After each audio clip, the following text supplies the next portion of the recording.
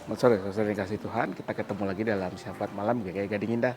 Saat ini saya dari sebuah pusat perbelanjaan sebenarnya, tapi udah sepi sekali ya di Kelapa Gading. Tapi memang kemudian ruang-ruangnya kosong digunakan oleh beberapa gereja ya, dan aulanya atau hallnya hari ini digunakan oleh sekolah tempat anak saya menempuh pendidikannya untuk mengadakan acara wisuda kelulusan. Nah, hari ini adalah acara kelulusan wisuda dari anak saya yang besar. Dia lulus dari SMP ya, Junior High School, untuk nanti melanjutkan di SMA, Senior High School. Ya, Anda tahu lah ya, zaman sekarang kelulusan atau wisuda itu sudah dilakukan dari kecil ya, dari TK. Ya, kalau zaman saya dulu lulus SMP, kayaknya saya cuma ngambil rapot, lalu mendapatkan ijazah, lalu mengurus mendaftar ke SMA ya. Baru di SMA ada semacam wisuda, itu pun sederhana, belum pakai toga ya. Kami cuman dikumpulkan seluruh siswa. Waktu itu saya bersekolah di Penabur, Jakarta. Semua siswa kelas 3 dari seluruh SMA Penabur di Jakarta dikumpulkan dan diwisuda di satu tempat yang sama dengan seragam putih abu-abu ya. Tapi sekarang ya dari TK-TK juga sudah ya dengan toga, dengan segala macam seremoninya ya.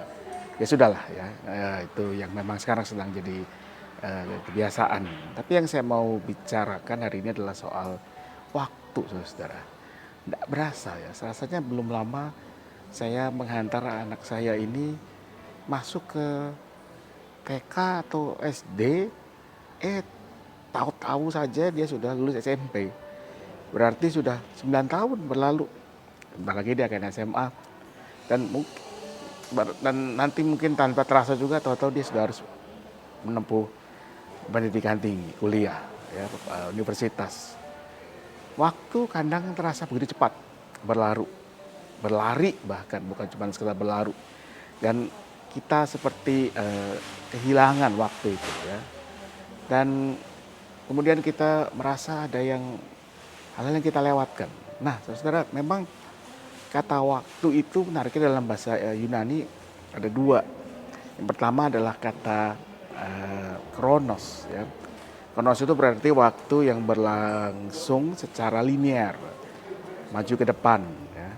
Hari Senin, Selasa, Rabu, Kamis, Jumat, 1 minggu, 2 minggu, 1 bulan, 2 bulan, 1 jam, 2 jam, dia selalu maju ke depan. Dari kata kronos kita bukan kata kronologi misalnya ya, urut-urutan peristiwa yang terjadi dalam kehidupan.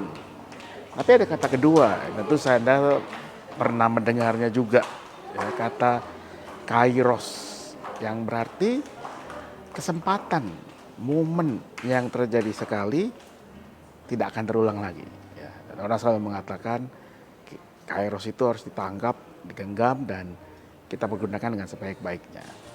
Kita sering merasa, karena saya melewatkan kairos, kesempatan dengan keluarga, dengan anak-anak yang bertumbuh, atau mereka besar, atau mereka dewasa, atau sudah tiba waktunya mereka membentuk keluarganya sendiri, meninggalkan kita. Ya, buat kita itulah kairos. Ya, mungkin juga ada kairos yang terkait dengan pekerjaan, dengan pendidikan, dan kehidupan pribadi, dan yang lain-lain. Tapi saya juga mau mengajak kita melihat bahwa sebetulnya kronos ya, waktu yang berjalan linear itu pun adalah sebuah kairos. Kenapa? Karena kronos kita itu sebetulnya tidak akan terulang lagi juga. Pukul 12 siang pada hari Sabtu tanggal 15 Juni 2024 tidak akan terulang lagi, saudara. Kecuali manusia bisa menemukan teknologi untuk berjalan kembali dalam waktu. Maka kronos kita ini, bahkan misalnya pukul 12 siang lewat 23 menit 7 detik, itu ya kalau sudah lewat akan berlalu. Sehingga sebenarnya waktu yang kronos itu pun harus kita lihat sebagai kairos, kesempatan yang terjadi sekali dan tidak akan terulang lagi. Artinya apa? Artinya setiap kesempatan yang kita punya, yang kita miliki, harus kita pergunakan dengan sebaik-baiknya. Dan masih minggu lalu saya bicara tentang waktu yang lalu ya. Rasul Paulus mengatakan waktu-waktu ini adalah jahat, karena itu setiap anak-anak Tuhan harus menggunakan waktunya dengan sebaik-baiknya. Ya. Setiap waktu yang kita miliki adalah sebetulnya sebuah kairos, saudara. Tidak akan terulang lagi. Karena itu kita harus isi dengan sebaik-baiknya. Kalau Anda punya waktu dengan orang-orang yang Anda kasihi, suami, istri, orang tua, anak, teman, sahabat, gunakan dengan sebaik-baiknya, isi dengan sebaik-baiknya. Jangan isi dengan penyesalan, dengan hal-hal yang jelek ya, dengan kepahitan misalnya ya.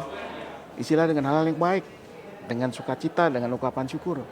Kalau Anda mendapat kesempatan untuk eh, menjadi berkat buat orang lain, pakai kairos itu. Karena waktu kita sebetulnya tidak akan berulang lagi. Waktu kita selalu berjalan ke depan. Karena itu setiap waktu sejatinya adalah sebuah kairos yang harus kita isi, kita pergunakan dengan sebaik-baiknya. Apapun waktu itu. Karena itu, pergunakan waktu Anda dengan sebaik-baiknya, saudara. Saya bersyukur hari ini boleh mengikuti wisuda anak saya. Ya, mungkin 3 tahun lagi akan ada wisuda yang lain.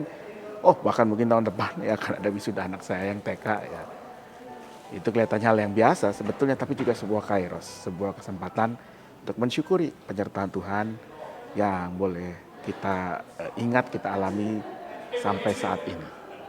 Karena itu, apapun waktu yang Anda miliki, dengan orang-orang yang Anda kasih, dengan tanggung jawab, kesempatan yang Tuhan percayakan, pergunakan dengan sebaik-baiknya.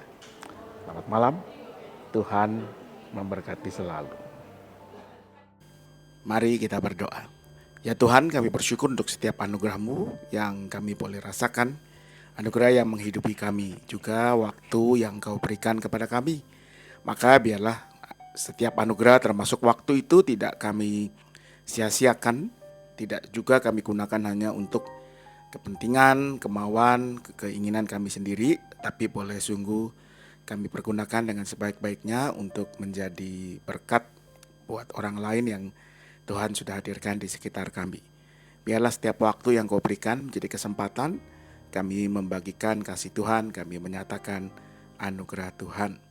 Kami mau berdoa untuk kehidupan kami, baik sebagai bangsa dan negara, sebagai gereja.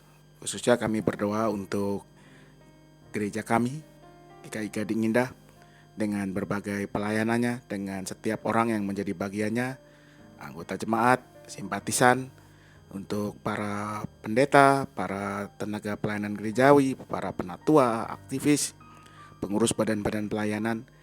Tuhan yang berkati selalu, Tuhan jadikan kami satu tubuh Kristus yang mau bersama-sama bertumbuh dalam iman, dalam persekutuan dan bersaksi melayani sesama. Kami mau berdoa untuk setiap keluarga dalam berbagai pergumulan kehidupan mereka. Mereka yang bergumul dengan masalah-masalah ekonomi, masalah relasi antar anggota keluarga. Biarlah Tuhan yang berikan kekuatan, Tuhan yang berikan hikmat, Tuhan berikan hati yang berserah kepada Tuhan, Tuhan berikan juga, Tuhan berikan penyerahan diri, Tuhan berikan kemauan untuk menggunakan setiap waktu kesempatan untuk mau saling melayani, saling mendengarkan satu sama lain. Sehingga setiap waktu yang ada boleh sungguh menjadi berkat buat kehidupan keluarga kami.